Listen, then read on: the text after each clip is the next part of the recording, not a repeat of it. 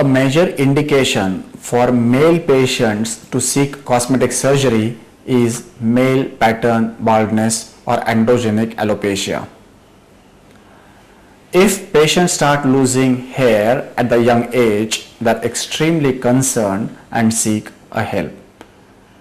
When the patients come in for this particular problem, as a clinician, we need to ascertain whether there is a specific cause to it or it's just hormone related or androgenic alopecia.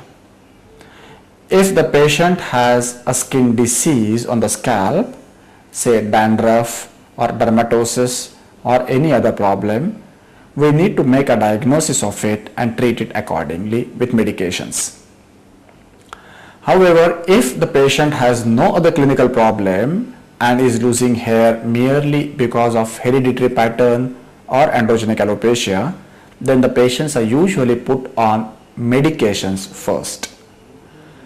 Those patients who have reduced density of hair but still there are no total bald patches are treated very well with medications, either oral medications or topical applications or mesotherapy, that is injecting certain substances directly into the scalp in order to stimulate the hair follicles to grow.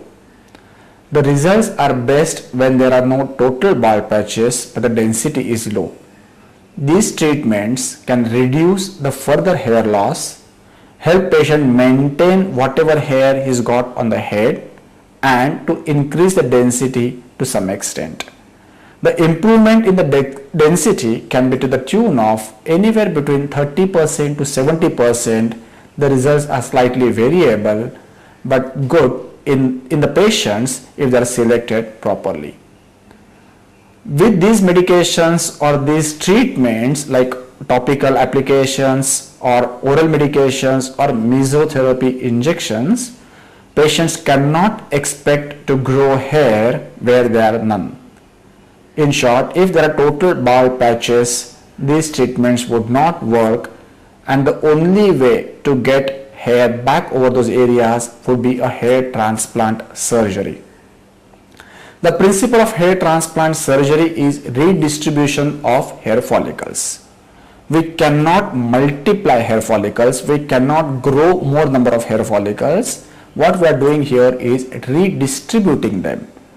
A thin strip, the principle is a thin strip of hair is taken out from the back of the head and then is transferred up front where it is aesthetically required or is going to give a much better result. Hair transplant surgery is entirely performed under local anesthesia. A strip of hair from back of the head is harvested going just under the hair roots. After the strip is taken out, the surrounding scalp is shifted inside and sutured so that patient eventually is left with just a thin scar which gets hidden in the hairline.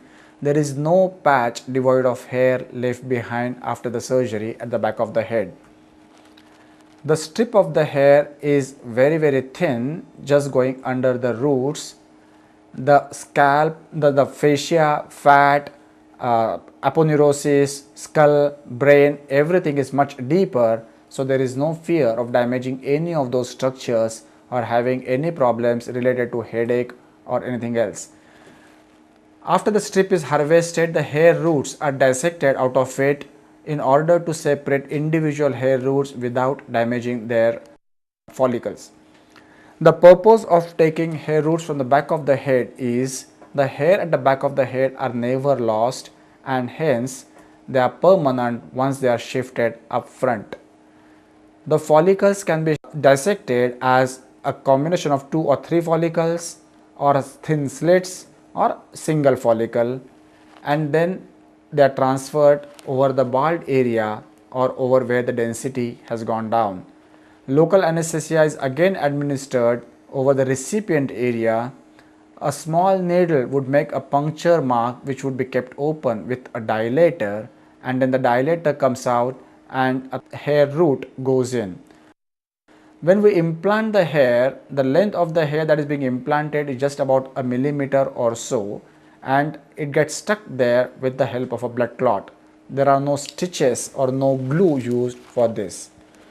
I would appreciate if you would realize that the distance between the two follicles which were being implanted was much more than the rest of the normal follicles, and that's the reason we implant follicles in a dense manner up front and then relatively sparse at the back of the head. This is how the scalp looks during the surgery. The entire area of the bald patch is plugged with hair follicles. The day in the evening when the patient goes home or the next day, there are a lot of blood clots, and that is the reason patient prefers to wear a cap. The brown colored fluid that you see is the antiseptic solution which is given to the patient to be sprayed over the scalp 3 or 4 times a day. These blood clots and scabs start falling off in 8 to 10 days, and over 3 weeks the scalp is completely clear. Once the hair starts growing at the end of 3 months, the density considerably improves.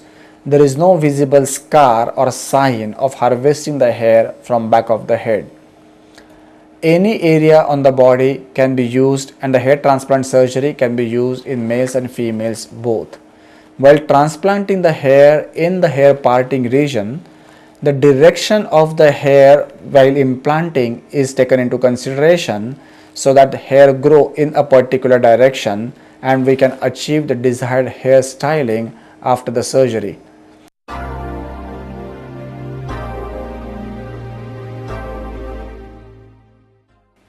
After the surgery, the patients can go home within an hour or so.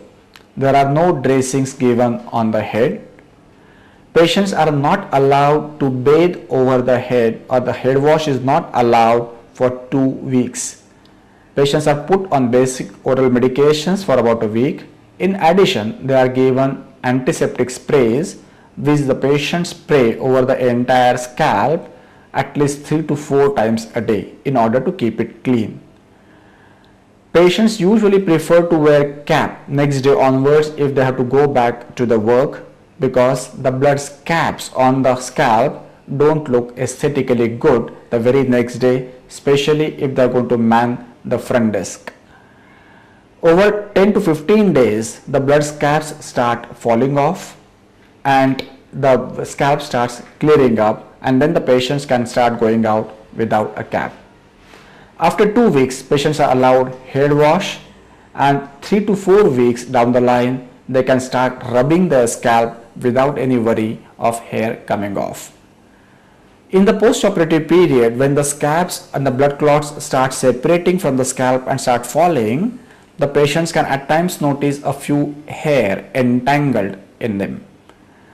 These hair are lost superficially, the roots are still alive, and then they start growing. The hair which are transferred typically start growing within 3 months or so, and then they continue to grow. The final result of surgery is seen 6 to 8 months after the operation. The hair which are transferred continue to grow like normal hair. You can go for normal head wash, swimming and everything. Hair transplant is the only technique which can give back a naturally growing hair to the patient.